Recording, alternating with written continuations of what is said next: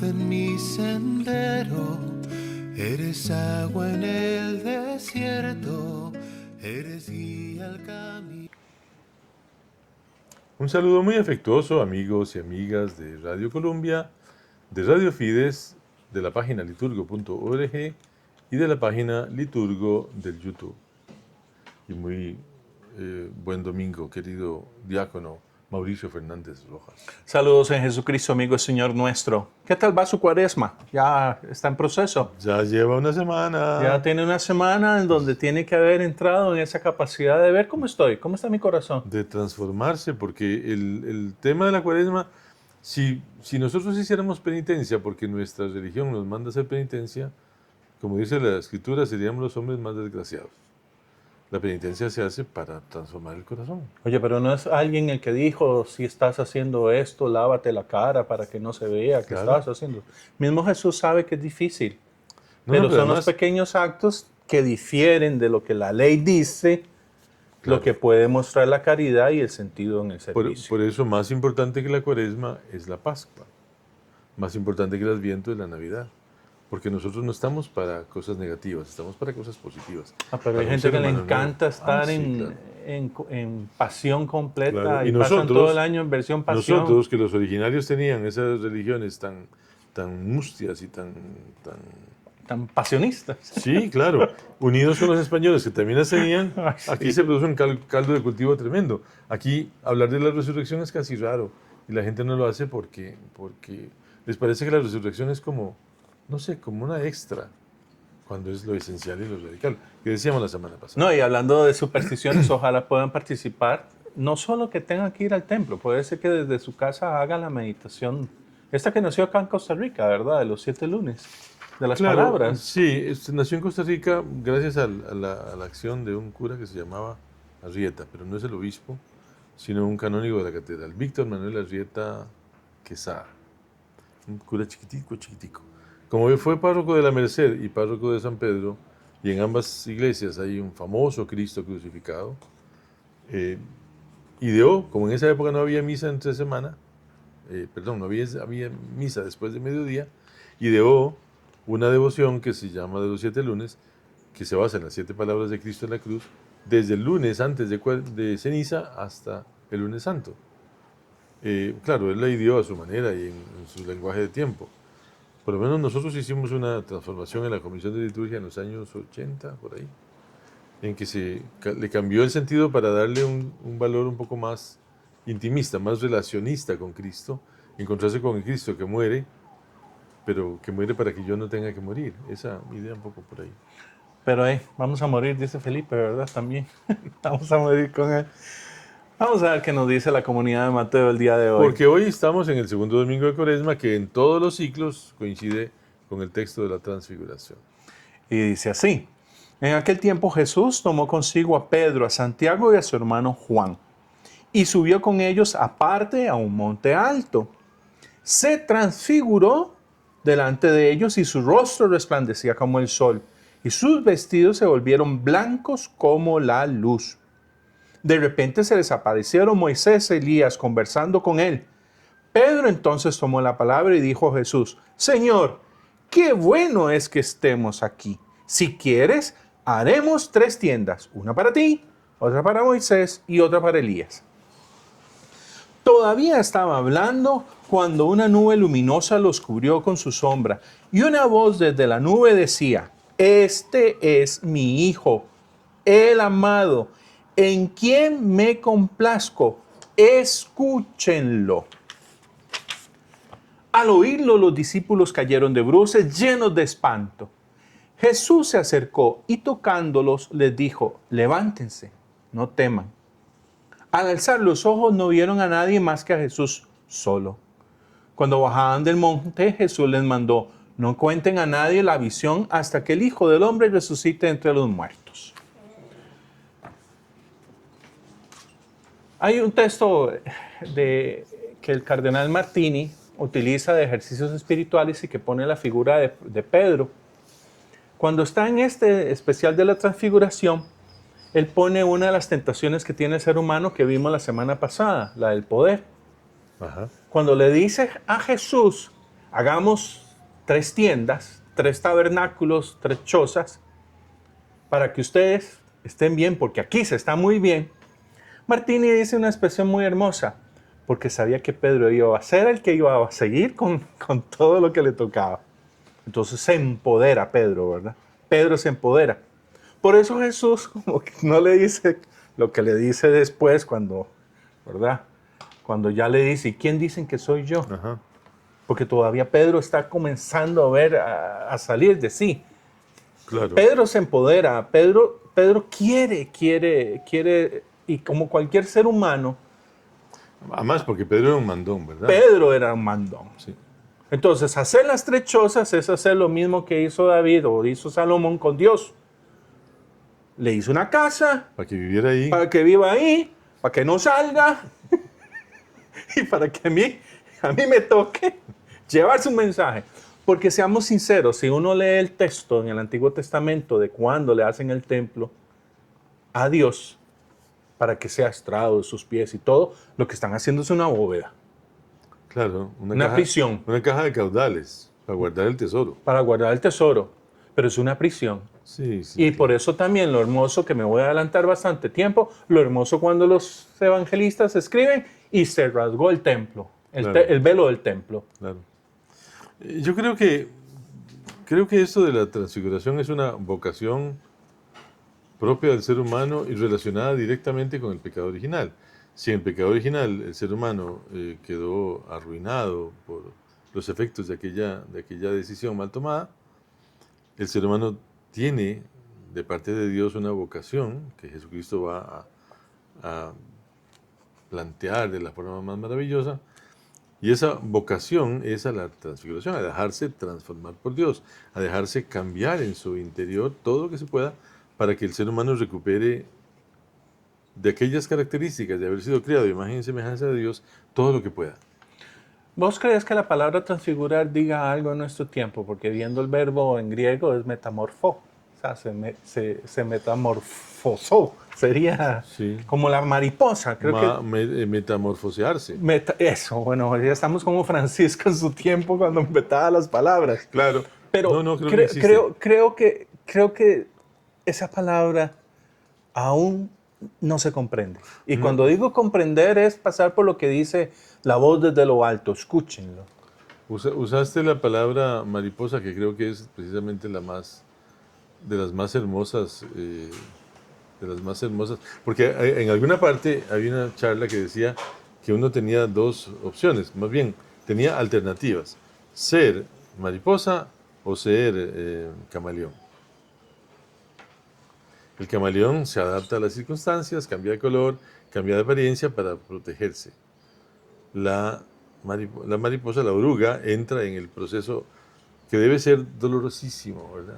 Porque es transformar todo su cuerpo metido en una crisálida, Un capullo. un capullo, para sufrir ese cambio interior que se convierte en exterior.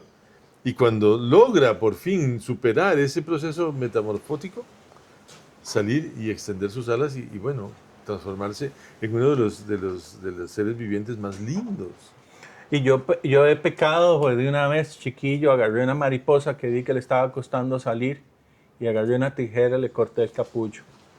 Hice lo peor que pude haber hecho. Claro.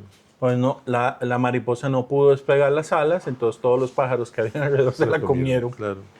Yo creo que, además, bueno, el problema de Pedro es, bueno, eso me pareció muy ilustrativo. Pero por otro lado, me encanta la escuela de Dios, que cuando Pedro dice, hagamos 3, que ahí... Aquí dice... Qué bueno es estar aquí. Sí, que me extraña esta traducción. ¿Qué dice la tuya? Qué bien Se está aquí. estamos aquí. Ah, sí. Qué bien estamos aquí. Porque no es un asunto de estarla pasando bien, es de sentirse bien.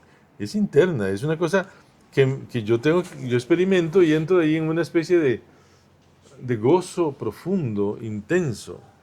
Pero no responderá tal vez la traducción a algo que también hemos visto en los últimos tiempos, que para evitar nuestra integralidad se ha quitado la emotividad. Porque entonces ahora se dice, es que usted no en la iglesia, en la misa usted no tiene que sentir. No, es como que no tengo que sentir si soy parte de una comunidad que respira y es Claro, historia lo de que pasa es que, salvación. bueno, el miedo, el sentimiento El miedo nos del lleva sentimiento. a veces a decir tonterías. Pero a lo que Pero yo somos iba, seres integrales. claro, claro, y si Pedro se sentía bien ahí, está bien. Sí, está rico. Ahora, dos confusiones. Primero, esa idea de capturar a apropiarse. Dios, de apropiarse de Dios. Apropiarse de Dios. Pero además hay un error fundamental, son tres cosas iguales. Pero no pueden ser iguales. Pero entonces es Dios el que le aclara a Pedro el error que está Exactamente. cometiendo. Pedro, esto no es así, no son tres profetas míos. Dos son profetas, pero el otro no es profeta, es mi hijo, como dice aquí, muy querido, en quien tengo puesta mi predilección. Y la orden directa y taxativa a Pedro y a todos los que queramos escuchar, escúchenlo. A Moisés y Elías también. También, claro. Los 5 que estaban ahí tuvieron que oír ese discurso de Dios acerca de ese personaje central que se estaba transformando, o dejándose transformar, que estaba Dios permitiendo se viera lo que tenía por dentro, transparentando ese vidrio oscuro y negro para que se viera la luz que había por dentro. Eso a mí me causa mucha emoción. Quizá No, porque papá tenía un cuarto oscuro, Ajá. pintado las ventanas, y cuando lo quitó me tocó raspar los vidrios y tuve esa impresión de que raspando la pintura negra del vidrio, la luz entró. Y vuelvo a insistir en algo. Escuchar en el texto bíblico es oír, procesar y actuar.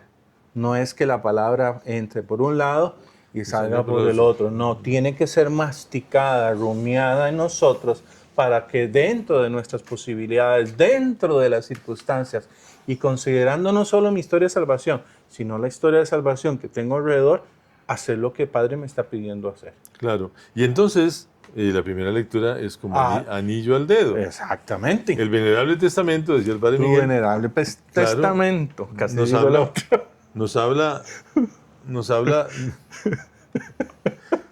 habla de ese momento radical en que un hombre que está bien en su casa, con su familia, con su riqueza, con sus rebaños, tal vez siendo primer líder de una comunidad o líder más o menos promedio, un hombre de respeto, en una comunidad establecida con años de historia, de tradición, a ese hombre Dios le dice, deja tu tierra natal, la casa de tu padre, y ve al país que yo te mostraré. Un pagano. Porque no sabía de Dios. Sí, y Es Dios le Abraham. dice, Todavía no es Abraham. todavía no es Abraham. ¿No? Y oye a ese Dios que le habla a él personalmente, al que él apenas conoce y que sabe que es su Dios, el Dios de su familia, pero no sabe de qué tamaño es Dios y cuán poderoso puede ser, y le hace caso. Se lleva todo. Se deja Bueno, transfigurar. se lleva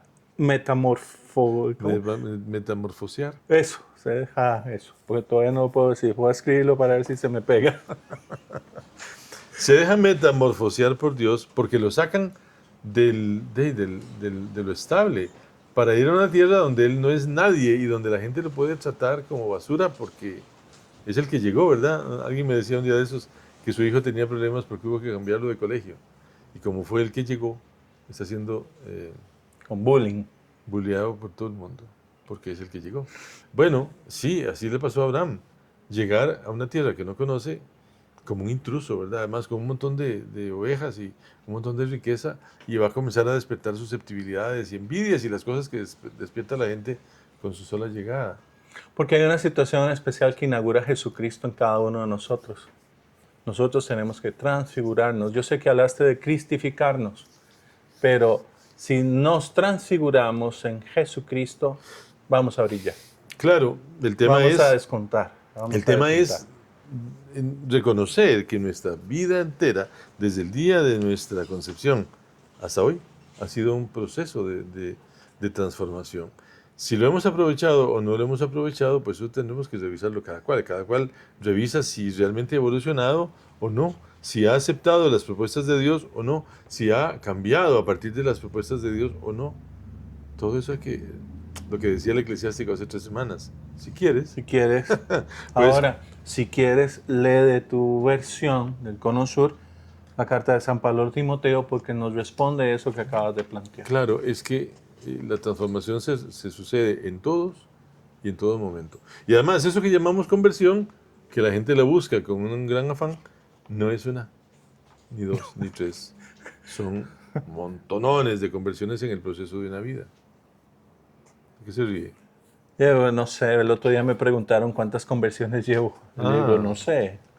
Es como No. cuando me preguntaron Yo me acuerdo cuál fue la en primera. qué morada, según Teresa, Jesús estaba. Y le digo, y no sé, yo sé que estoy adentro, pero me ha costado entrar. Sí, Me ha yo costado me acuerdo. entrar. Yo conozco mi primera conversión, 11 de septiembre del 89. La conozco porque fui muy consciente de ella y la tuve muy clara. Pero, porque antes nunca había tenido conversiones. Prefiero pensar que no. Yo era un insensato antes de ese 11 de septiembre.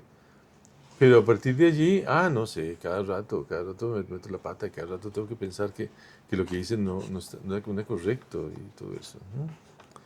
Comparte conmigo, dice San Pablo a Timoteo, su proyecto, ¿verdad? Porque es un proyecto de San Pablo. Sí, Lo conoce cuando tiene como 15 años en Listra, lo deja en Listra y se va a San Pablo y vuelve a venir 3, 4 años después, cuando ya el a muchacho ver está qué ha grande, pasado con él. y ya se lo lleva consigo y lo va a acompañar muchos años y aprender el cristianismo a partir de esto. Comparte conmigo los sufrimientos que es necesario padecer por el Evangelio, animado con la fuerza de Dios. Él nos salvó y nos eligió por su santo llamado, no por nuestras obras, sino por su propia iniciativa y por la gracia. Esa gracia que nos concedió en Cristo Jesús desde toda la eternidad y que ahora se ha revelado en la manifestación de nuestro Salvador Jesucristo. Porque Él destruyó la muerte e hizo brillar la vida incorruptible mediante la buena noticia. Fabuloso, porque la noticia es Jesucristo. Todavía, el otro día no sé por qué me puse como a contar, puse a hacer como una revisión de varias Eucaristías, así en la línea. Es que Lizzie, mi esposa, me dijo algo. ¿Te has dado cuenta que ahora están hablando más del malo que del bueno? Y le hago yo, no, ¿cómo se te ocurre? Me dice, haz un sondeo en algunas Eucaristías. Entonces me puse a ver Eucaristías y cosas, mensajes, etcétera, exhortaciones. Y conté que hablaba más del malo que del bueno. Sí. Y yo, Señor, no puede ser, si tú nos mandaste esa... O sea, tú nos mandaste por la buena sí. noticia. Pero qué lindo que Liz lo haya notado, porque yo creo que hay un problema que estamos viviendo, que es una especie de involución. Cuando la Iglesia asumió el reto tan drástico del Concilio Vaticano II, pasó. Recuerdo a una religiosa que era pariente de papá, prima hermana de papá, la hermana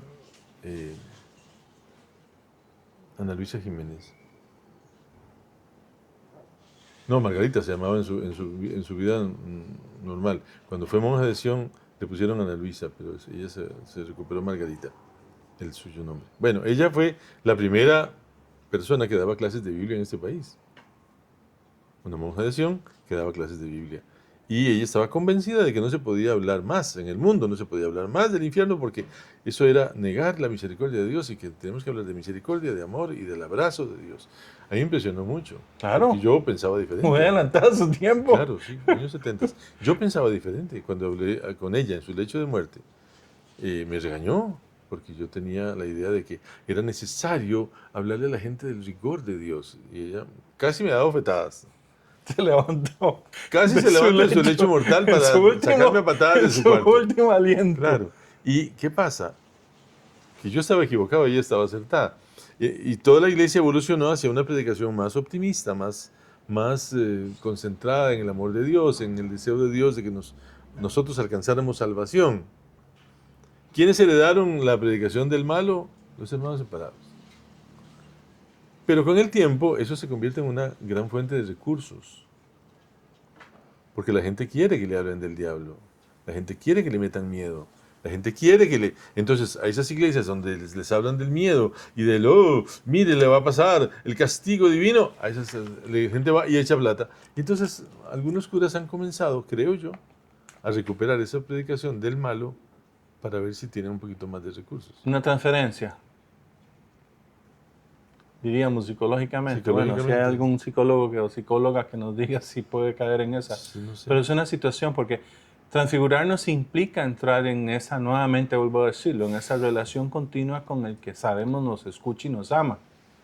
Yo Es sé- Jesús. Sí, pero yo sé que Jesús habla algunas veces del enemigo. Sí, Lo menciona. pero lo menciona. Pero son textos muy, muy particulares en situaciones Sí. muy, muy, muy, muy particulares. Muy justificadas. Sí. Lo que pasa es que ese Jesús que habla del enemigo, pues sí, conoce al enemigo y se ha enfrentado con él.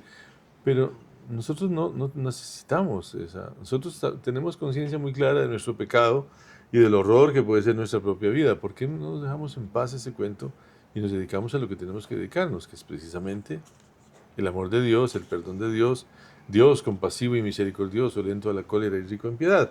Y eso es lo que Jesús vino a hacer, a mostrarnos el verdadero rostro del Padre. En esa transfiguración, entonces, no solo vemos el rostro del Padre, sino también a Jesucristo. Con algo muy particular, ¿verdad? Porque Jesús se acerca y toca. A diferencia de lo que sería en el Antiguo Testamento. Y eso hay que recobrarlo del día de hoy de la transfiguración. Jesús se acerca y toca. Jesús siempre toca. Sí, arriesgándose a quedar impuro, ¿verdad? En algún momento. Ya lo dijimos, ¿cuántos? que una Que señora Jesús vivió impuro. me dijo, no, mi Jesús no pasó impuro. Le digo, lo siento, pero Toda su vida estuvo eso no impuro. pasó. O sea, el gran asunto es esto importante de la transfiguración. Claro, es- Jesús toca a los apóstoles. Jesús toca a los apóstoles, o sea, los apóstoles están muertos de miedo, o sea, claro que van a estar muertos de miedo, ellos están viendo a Dios, lo que les toca es morirse. Es el gran asunto, porque es lo que traen dentro Claro, de sí. porque acuérdense que la nube es el símbolo de Dios, ¿verdad? Una nube me rodea y yo estoy en Dios. Y en lo alto, dice, están Claro. en lo alto, que no era permitido, solo le era permitido a unos pocos. Están en lo alto, baja la nube, ven la Dios luz. habla. Ven la luz, y Dios habla, me morí, Me morí.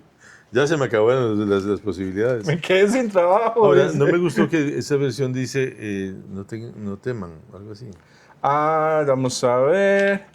Al oír los discípulos cayeron de bruces, llenos de espanto. Jesús se acercó y tocándolo les dijo, levántense, no teman. Es como expresión, posiblemente para España sea muy adecuada, para nosotros no es suficiente. Yo Queda creo que corta. Queda corta, es no tengan miedo. Porque temer, pues también como forma parte del temor de Dios. ¿Se pues, acuerdan cuando hablamos de la idolatría la semana pasada? También. Es que todo nos va a acompañar. O sea, el texto de González Faust, para eso es que a mí me tiene impactado. O sea, yo puedo ser supersticioso, un idólatra, y puede ser que esté dejando de tener una relación con Dios. Y vivo bien. Con la superstición y la idolatría vivo bien. Sí, porque porque Cumplo. no, ¿verdad? Yo le tengo Cumplo. miedo a Dios y porque Dios es Dios. Cumplo el precepto, voy a misa, aunque no esté activa conscientemente participando como me pide Vaticano II, ¿verdad? Pero no, ahí estoy, ya cumplí. Yo creo que estamos en un buen tiempo. Creo que, bueno, León va despacio, pero va Bien. a pasos muy firmes. Él sabe que tiene tiempo, no tiene que pegar carrera, tiene solo 70 años. Bueno, puede tener por delante entre 10 y 15. Es saludable. 10 y 15 años. Sigue jugando Va- tenis. Sí, y va despacito. Esa idea de meterse a vivir en una guardilla del Vaticano me pareció genial. Porque además se aleja mucho de muchas cosas, ¿verdad? Y con ventana para adentro para que no hagan ruido. Y con los suyos, Y con los suyos. para que lo mantengan Claro, aterrizado. para que lo cuiden y que lo acompañen, porque no hay nada más triste que la vida de la soledad. Le digo yo que pues, en las casas escolares uno vive solo, ¿verdad? Y eso no es muy bueno. Yo creo que el Papa puede llevarnos por un camino interesante, sobre todo porque no está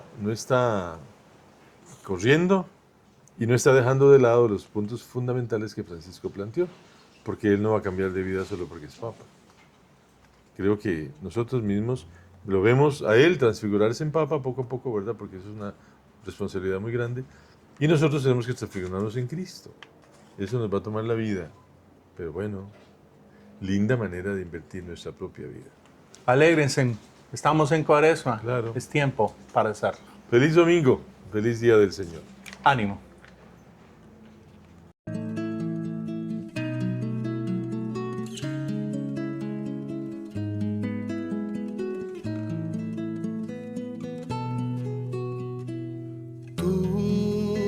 eres luz en mi sendero, eres agua en el desierto, eres guía al camino.